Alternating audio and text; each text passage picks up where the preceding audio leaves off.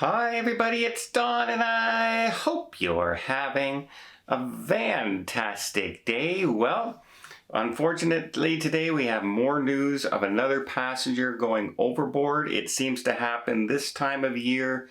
Every year we all of a sudden get an influx of people going overboard as the holiday seasons approach, Thanksgiving and Christmas and New Year's. It just seems to be a time where people get depressed and they take their jump, which is very, very sad news, and not looking forward to some of these stories coming up in the future.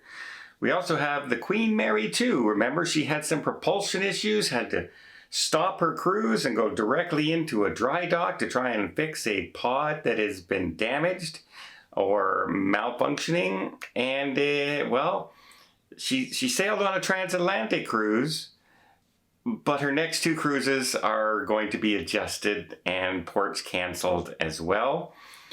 We also have the Royal Dockyard. That's right, the first one to be opened over in Nassau, and it's going to be delayed.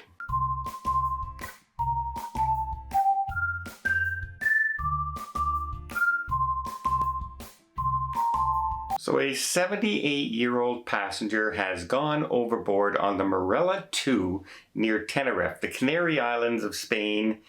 It happened yesterday, and unfortunately right now, as of now, there has been no word on a recovery.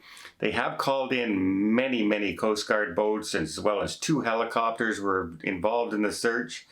Another cruise ship nearby has joined the search, as well as along with some commercial vessels that were nearby.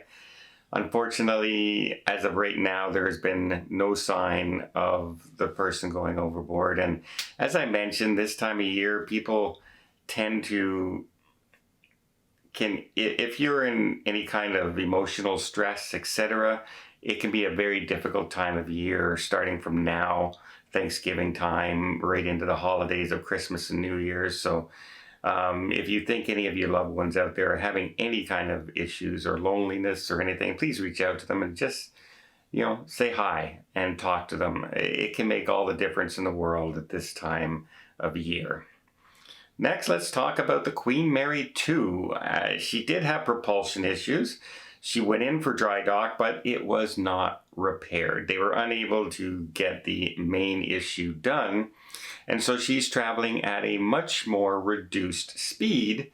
And her next sailings, of course, are transatlantics. So luckily they're longer transatlantics. The first one that's going to be sailing out of New York is going to be through the Eastern Caribbean, and what she's done is basically canceled the last stop in the Caribbean to allow for extra time to get over to Southampton for embarkation and disembarkation, so they're not too late. It does make you a little nervous when you know that they're having propulsion issues and you're heading across the Atlantic. I mean, you don't want to be in the middle of the Atlantic and have all of a sudden you just become dead in the water, because there's not too many people out there that can help in the area. But I guess they feel the ship is still seaworthy, of course, and safe, etc. They have more than one engine going, more than one pod. So I don't think that's the issue, but it just, room for thought, right? Room for thought. And that's going to happen on the next 2 sailings, at least, if not more, in the future. And we also have the Royal Beach Club, which is supposed to be opening in Nassau. Now remember, they made a big announcement saying that they're opening earlier than expected. They're going to be opening on the 23rd of December instead of the 27th of December. So people sailing over Christmas were going to be lucky enough to be able to attend like the grand opening, etc. However, what was launched before that, there are a series of preview sailings, or stops, shall we say, for guests who have been invited to go and preview the Royal Dockyard. However, the first one so far has now been canceled because it's not ready. And I was just in Nassau last week on the celebration, And it looks like there's a lot of work left to do before it opens in a month's time. Less than a month's time now. There looks like there's a lot of work. I have a feeling it'll open on time, but there'll still be maybe a lot of ongoing construction when it does open. And this can lead to good things. People can say, oh, well, at least we get a chance to see it.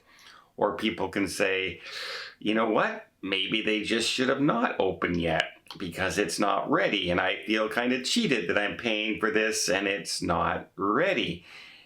That can leave a bad taste in people's mouths as well. Hopefully the construction is just done. Hopefully they get everything up and running. But when you start canceling the previews, that's usually a bad sign that things are delayed and things are falling behind schedule. Maybe they were in just a little bit too big a rush to open before the holiday season. Remember their last 3 ships they've announced.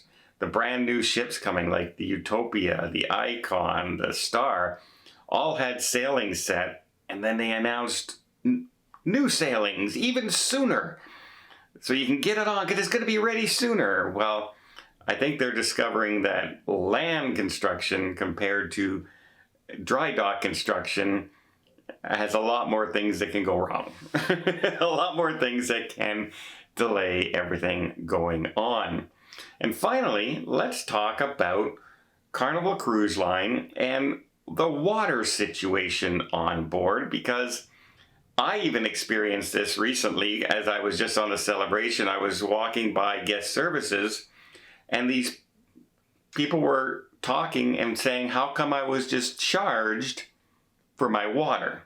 Now, if you don't know, when you reach a certain loyalty level with Carnival, and even when you reach it with the new Carnival loyalty program that'll be coming next year, one of the perks is you get a free 1.5 liter bottle of water, which if you drink water and everything is nice to have. It's a perk.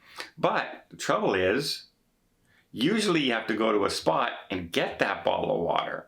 But the cruise line puts a couple of those bottles in your room.